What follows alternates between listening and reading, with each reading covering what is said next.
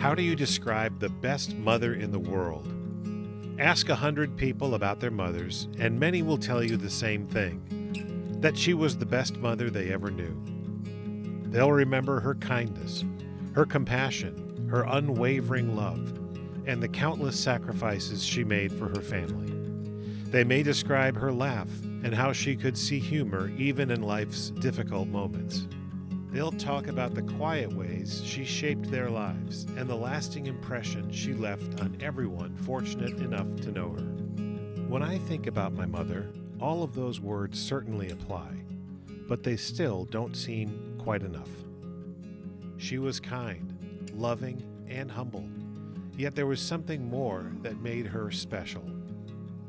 She was fun to be around. She always seemed to be smiling.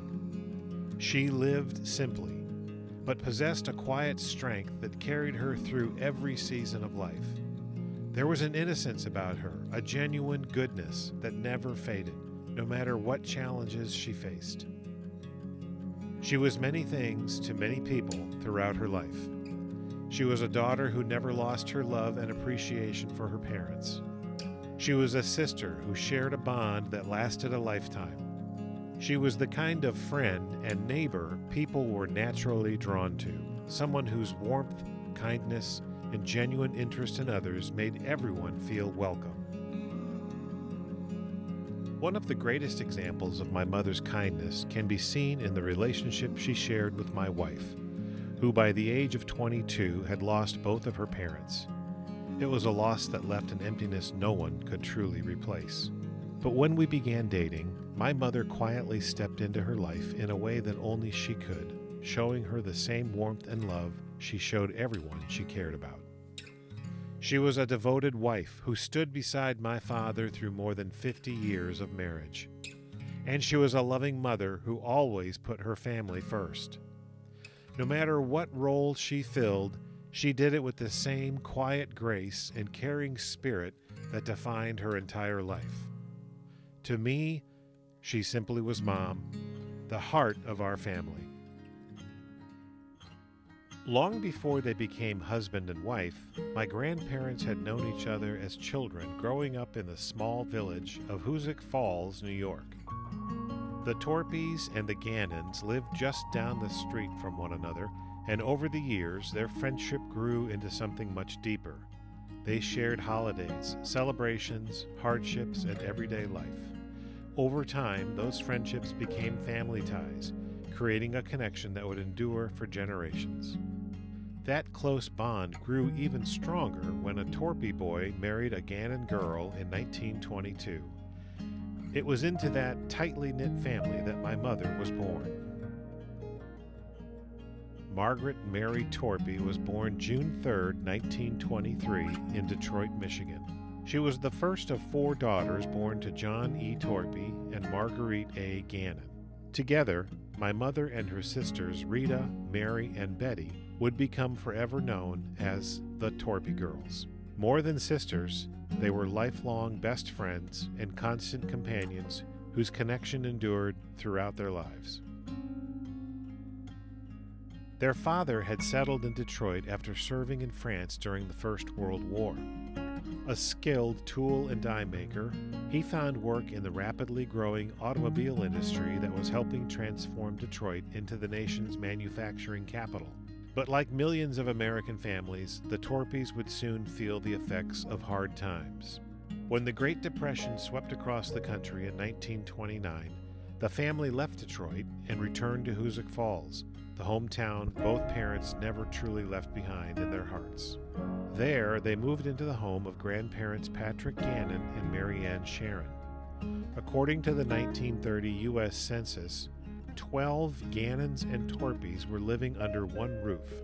Space was limited, but family provided something more valuable than comfort: security, support, and a sense of belonging during uncertain times. The arrangement was temporary.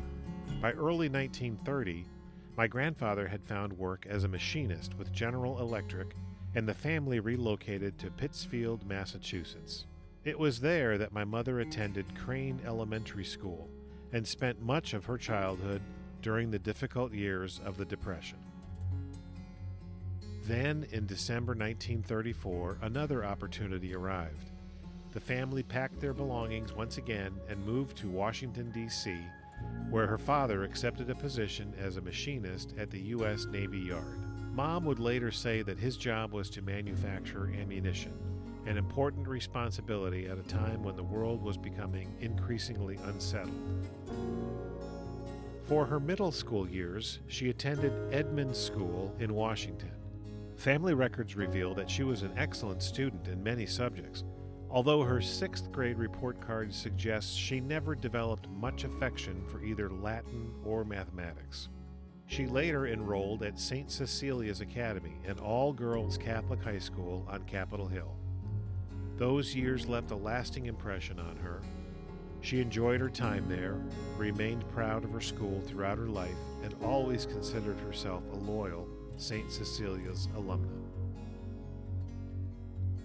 After graduating, she entered the workforce in Washington, D.C., taking a position in the FBI's fingerprint division.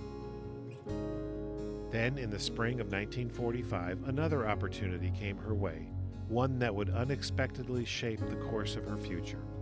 She accepted a job with the Washington Senators Baseball Club. Over the next 7 years, she worked in the team's ticket office while handling a variety of administrative and secretarial duties. Her sister Betty worked there too. The position suited her well. She enjoyed the people, the excitement of baseball, and the unique experience of working behind the scenes in a major league organization. Because of her work with the Senators, she came to know many of the players personally. Among them was veteran outfielder Mike McCormick, whose major league career included a World Series championship with the Cincinnati Reds in 1940. By 1951, McCormick was playing the final season of his career with the Washington Senators. Neither he nor my mother could have known it at the time, but throughout the friendship she formed at the ballpark, she would soon meet a young Navy man named Tyler Holcomb, a meeting that would change both of their lives forever.